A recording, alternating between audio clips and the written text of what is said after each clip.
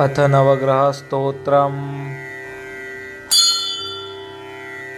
श्रीगणेशाय नमः।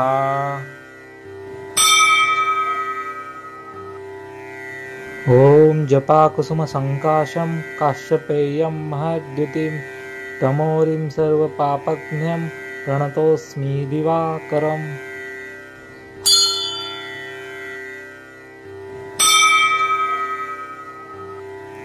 ॐ दधिशङ्खं तुषाराभं क्षीरोदार्णवसम्भवं नमामि शशिनं सोमं शम्भोर्मुकुटभूषणम्।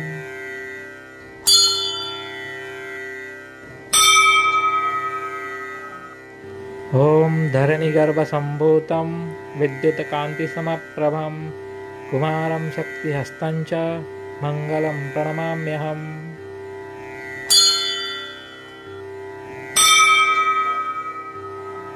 ॐ प्रियं गुकलिकाश्यामं रूपेण प्रतिमं बुधं सौम्यं सौम्यगुणोपेतं तं बुधं प्रणमाम्यहम्।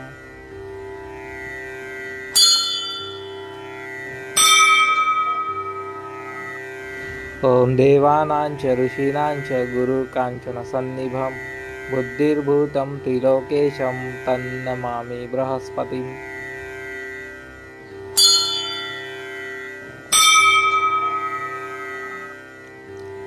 ॐ हीमकुन्दं मृणालाभं दैत्यानां परं गुरुं सर्वशास्त्रप्रवक्तारं भार्गवं प्रणमाम्यहम्।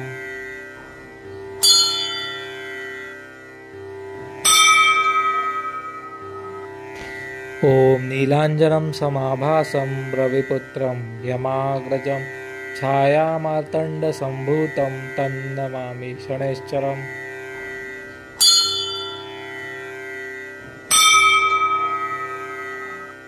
ॐ अर्धकार्यं महावीर्यं चन्द्रादित्यविमर्दनं सिंहिकागर्भसम्भूतं तन्राहुं प्रणमाम्यहम्।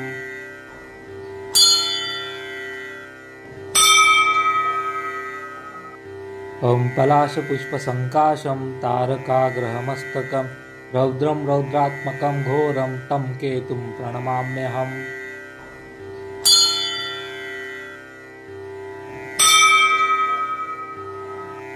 इति श्रीव्यासमुखोगितं यः पठेत सुसमाहित दिवा वा यदि वा रात्रौ विघ्नशान्तिर्भविष्यति। नरनारीनुपानां च भवेत् दुःस्वप्ननाशनम् ऐश्वर्यमतुल्यं तेषाम् आरोग्यं पुष्टिवर्धनम्। ग्रहनक्षत्रजः पीडास्तस्कराग्निसमुद्भवा ताः सर्वा प्रशमं यान्ति व्यासोऽमृतेन संशया। इति श्रीवेदव्यासविरचितम् आदित्यादि नवग्रहस्तोत्रं सम्पूर्णम्।